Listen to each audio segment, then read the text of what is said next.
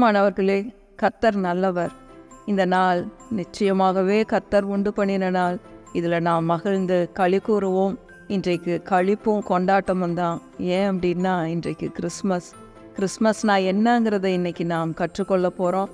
ஆண்டவராகிய இயேசு கிறிஸ்துவின் நாமத்தினால நான் இந்த செய்தியை கேட்டுக்கொண்டிருக்கிற ஒவ்வொருத்தருக்கும் எங்களுடைய கிறிஸ்மஸ் மற்றும் புத்தாண்டு வாழ்த்துக்களை தெரிவித்து கொள்ளுகிறோம்.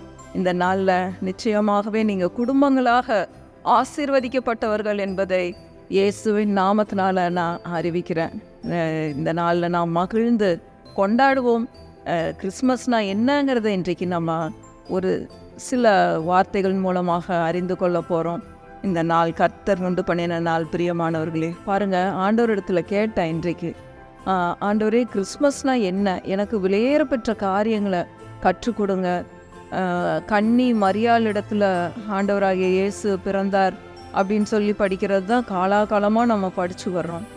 அப்படின்னு சொல்லி கடந்த ஒரு வாரமாக நான் தியானித்து கொண்டே இருந்தேன். ஆண்டவரே கிறிஸ்மஸ்னால் என்னங்கிறத எனக்கு வெளிப்படுத்துங்கன்னு.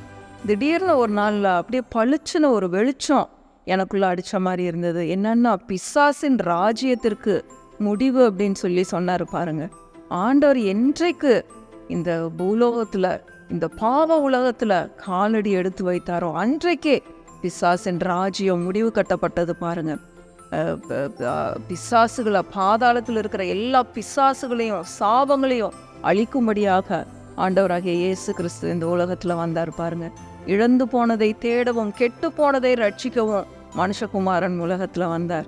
யோவான் 1வது அதிகாரம் 18வது வசனத்தில் நம்ம வாசிக்கிறோம், பிதாவின் மடியில் இருக்கிற ஒரே பேரான குமாரன் என்று வாசிக்கிறோம். பாருங்க, பிதாவின் மடியில் இருந்த செல்ல குமாரன் நமக்காக இந்த உலகத்தில் வந்தார். பாருங்க, அவர் இந்த உலகத்தில் வந்து பிறந்து, அதாவது எல்லாரும் வாழ்கிறதுக்காக பிறப்பாங்க, ஆனால் நம்ம ஆண்டவராகிய இயேசு கிறிஸ்து மரிப்பதற்காகவே பிறந்தார். பாருங்க, நம்ம ஒவ்வொருத்தரையும் பாவத்திலிருந்தும் அக்கிரமங்கள்லிருந்தும் மீட்டெடுப்பதற்காக ஒருத்தர் மரிக்க வேண்டி இருந்தது. பாருங்க, பாவ நிவாரணம் செலுத்த வேண்டி இருந்தது. அதற்காகவே நம்ம ஆண்டவர் பிறந்தார். பாருங்க, அதுதான் நம்ம கிறிஸ்மஸ் என்று கொண்டாடி கொண்டிருக்கிறோம். பிரியமானவர்களே, ஒருவேளை நீங்கள் இந்த சத்தியத்தை புதிதாய் கேட்பீர்கள் என்றால் தொடர்ந்து எங்கள் சேனலை சப்ஸ்கிரைப் பண்ணி நீங்கள் கேட்க தொடங்குங்க. விலையேற பெற்ற காரியங்களையும் விசுவாசத்தின் காரியங்களையும் நீங்கள் கற்றுக்கொள்ளலாம். உங்கள் வாழ்க்கை ஆசீர்வாதமான வாழ்க்கையாக மாறும் என்பதில் கொஞ்சம் கூட சந்தேகமே இல்லை. ஏன்னா வானமும் பூமியும் ஒழிந்து போகும், ஆனால் கர்த்தருடைய வார்த்தைகளோ, அந்த வார்த்தைகளுடைய ஒரு உறுப்பு கூட ஒரு காலம் ஒழிந்து போகாது. பிரியமானவர்களே, கர்த்தர் நல்லவர். நிச்சயமாகவே நம்ம ஒவ்வொருத்தருக்கும் இந்த நாள் ஒரு எக்ஸைட்டடான நாள். நம்ம புது புடவைகளை கட்டவும், நல்ல நகைகளை போடவும், பலகாரங்களை செய்கிறதும், சந்தோஷமாக சாப்பிட்றதும், பிரியாணி சாப்பிட்றதும் இன்றைக்கு ரொம்ப சந்தோஷமான நாள்.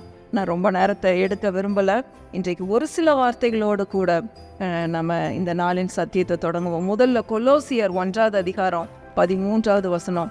கொலோசியர் 1:13. அதில் என்ன எழுதப்பட்டிருக்குன்னா, இருளின் அதிகாரத்தினின்று நம்ம ஒவ்வொருத்தரையும் அவர் விடுதலையாக்கி இருக்கிறார். பாருங்க, எதுக்காக ஆண்டவர் பிறந்தார் அப்படின்னா, இருளின் அதிகாரத்திலிருந்து நம்மளை எல்லாத்தையும் விடுதலையாக்கி நமக்கு பாவ மன்னிப்பை கொடுப்பதற்காக இயேசு கிறிஸ்து பிறந்தார். பிரியமானவர்களே, பாருங்க, இன்னைக்கு அநேகர் நம்மளிடத்துல வந்து ஜெபத்துக்காக சொல்றத கேட்குறோம். ஐயோ, எங்கள் வீட்டில் ரொம்ப இருள் இருக்கு, பில்லி சூனியை வச்சுட்டாங்க, ஏதோ காரியங்களை நிறைய வார்த்தைகளை சொல்கிறாங்க. எங்கள் வீட்டில் இப்படி இருள் இருக்கு, அப்படி இருள் இருக்குன்னு.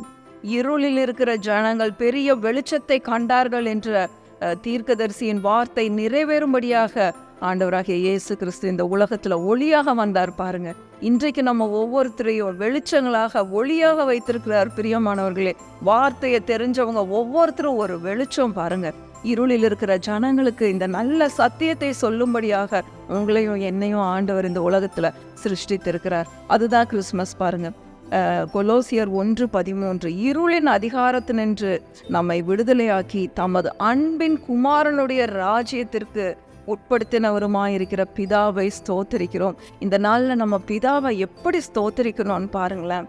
இருளின் அதிகாரத்திலிருந்து நம்மளை விடுதலையாக்கிட்டாரு. பலவிதமான சாபங்கள், பரம்பரை சாபங்கள், வியாதிகள், பாவம், அக்கிரமம், எல்லா நோய், துக்கங்கள், கவலைகள், பயங்கள், மரண பயம், இப்படிப்பட்ட இருளிலிருந்து நம்மளை எல்லாத்தையும் விடுதலையாக்கி, அப்படியே மொத்த உலகத்தையும் அப்படியே விடுதலையாக்கி தமது அன்பின் குமாரனுடைய ராஜ்யத்துக்குள்ள கொண்டு வந்துட்டாரு பாருங்க. யார் யாரெல்லாம் இதை விசுவாசிக்கிறாங்களோ, இந்த வசனத்தை விசுவாசிக்கிறாங்களோ, அவரை ஏற்றுக்கொள்றாங்களோ, எல்லாரும் இந்த ஆசீர்வாதத்துக்கு உடன் சுதந்திரர்களா நம்ம இருக்கிறோம் பாருங்க. இந்த வசனத்தை பிரியமானவர்கள், இந்த கிறிஸ்மஸின் நன்னாள்ல நீங்க விசுவாசிங்க, ஏற்றுக்கொள்ளுங்க. எந்த இருளும் எந்த சாபமும் உங்களை தொடவே முடியாது. உங்களுடைய சரீரத்தை, உங்களுடைய உறுப்புகளை எந்த பிசாசின் கிரியைகளும் தொட முடியாது இயேசுவின் நாமத்தினால. ஏன் அப்படின்னா, இருளின் அதிகாரத்திலிருந்து நம்மளை அப்படியே விடுதலையாக்கி இந்த பக்கம் தமது அன்பின் குமாரனுடைய ராஜ்யத்திற்கு நம்மளை உட்படுத்தி இருக்கிறார். அதனால பயம் வர்றது நான் தப்புன்னு சொல்லலை, சந்தேகம் வர்றது இதெல்லாம் நமக்குள்ள குடிக்கொள்ள நம்ம அனுமதிக்க கூடாது. அது கொஞ்சம் பயம் வரும்போதே பலவிதமான எண்ணங்களை மாற்றுவதற்கு முன்பதாக நம்ம இயேசுவின் நாமத்தினால அதை சொல்லி அந்த பயங்களை நம்ம கேன்சல் பண்ணும்போது நம்ம அந்த அன்பின் குமாரனுடைய ராஜ்யத்திற்கு உட்பட்டவர்களாக இருக்கிறோம் பாருங்க. எவ்வளோ ஒரு விடுதலைன்னு பாருங்களேன். பிரியமானவர்களே, கர்த்தர் ரொம்ப ரொம்ப நல்லவர் பாருங்க. நம்மளை எல்லாத்தையும் அவர் நேசித்ததுனால தான் தம்முடைய குமாரனை உலகத்தில் அனுப்பினார் பாருங்க. நான் ஏற்கனவே சொன்ன விதமாக யோவான் 1வது அதிகாரம் 18வது வசனத்தை வாசிக்கிறோம் பாருங்க. யோவான் 1:18. பிரியமானவர்களே, நம்ம மரியாதை மேன்மைப்படுத்துவதல்ல. அதாவது இயேசு கிறிஸ்து பிறப்பதற்கு ஒரு கற்பம் தேவைப்பட்டது, அதற்காக மரியாதை சூஸ் பண்ணார், அவ்வளோதான். ஆனால் நமக்காக பிறந்து நமக்காக சிலுவையில் உயிரை கொடுத்த இரத்தத்தை சிந்தின ரட்சகரைத்தான் நம்ம நோக்கி பார்க்கணும் பாருங்க. யோவான் 1 அதிகாரம் 18வது வசனம். தேவனை ஒருவனும் ஒரு காலம் கண்டதில்லை, பிதாவின் மடியில் இருக்கிற ஒரே பேரான குமாரனே அவரை வெளிப்படுத்தினார் பாருங்க. பிதாவின் மடியில் இருக்கிற ஒரே பேரான குமாரன் தான் வெளிப்படுத்தினார்.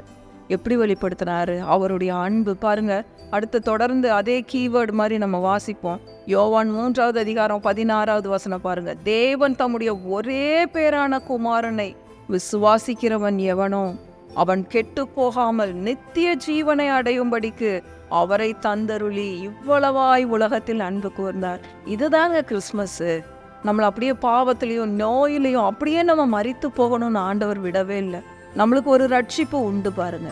நமக்கு ஒரு ரட்சிப்பு உண்டு. வியாதியிலிருந்து விடுதலை உண்டு, பயத்திலிருந்து விடுதலை உண்டு, சாபங்களிலிருந்து விடுதலை உண்டு. இந்த விடுதலையை அறிவிக்கவே, விடுதலையை கொடுக்கவே நம் ஆண்டவராகிய இயேசு கிறிஸ்து கல்வாரி சிலுவைக்கு போனார். கல்வாரி சிலுவைக்கு போவதற்காகவே அவர் பிறந்தார் பாருங்க. இதுதான் கிறிஸ்மஸ். பிரியமானவர்களே, ரொம்ப வருஷங்கள் இந்த சத்தியங்கள் எனக்கு தெரியாம இருந்தது பாருங்க.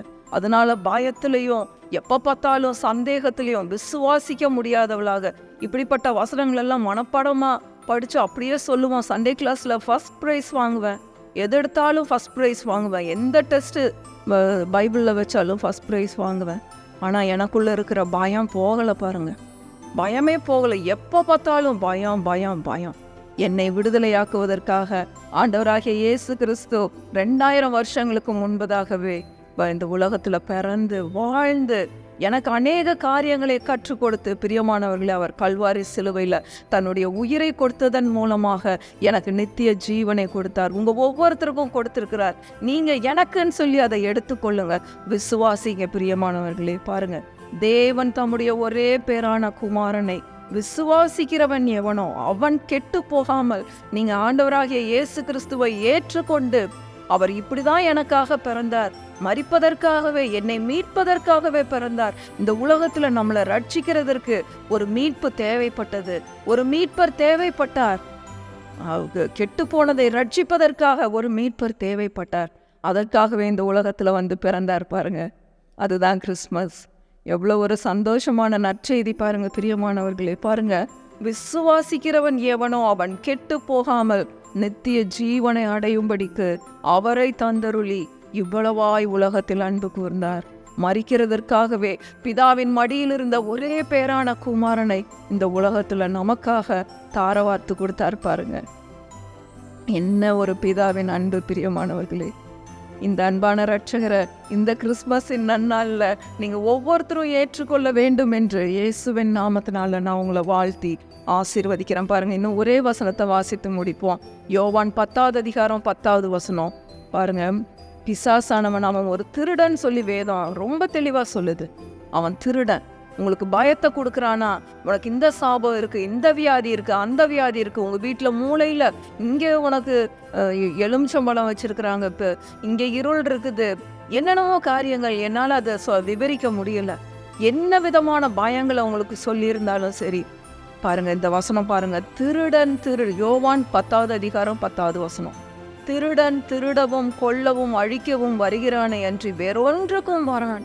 திருட இதுக்கு தான் வர்றான், கொல்லவும் அழிக்கவும். அப்போ கொல்ற வேலையில் அழிக்கிற வேலையில் அழிவுகளை கொடுக்குறான் அப்படின்னா, இயற்கை சீற்றங்களையும் பேரழிவுகளையும் கொடுக்குறான் அப்படின்னா அது பிசாசு.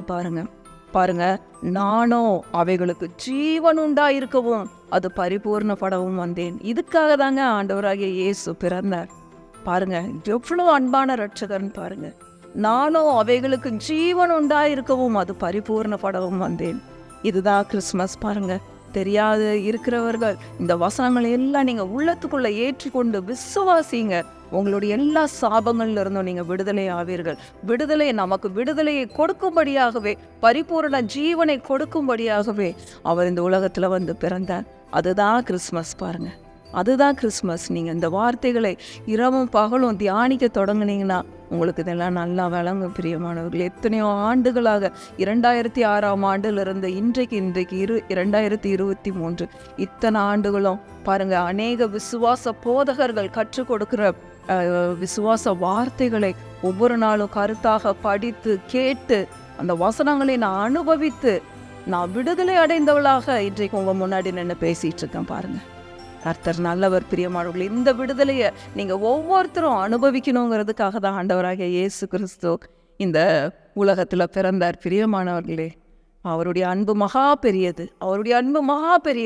இந்த அன்பான இரட்சகரை இந்த நாளில் நீங்கள் உள்ளத்தில் ஏற்றுக்கொள்ளுங்க. நான் பாவியே, நான் இத்தனை பாவம் செஞ்சுட்டேன், அத்தனை பாவம் செஞ்சுட்டேன், இத்தனை தப்பு செஞ்சுட்டேன்னு சொல்லி அதை குறித்து உட்கார்ந்து குற்ற உணர்வில் இருக்காதீங்க. அவருடைய ரத்தம் சகல பாவங்களையும் நீக்கி உங்களை சுத்திகரிக்க வல்லமையுடையதாக இருக்கு.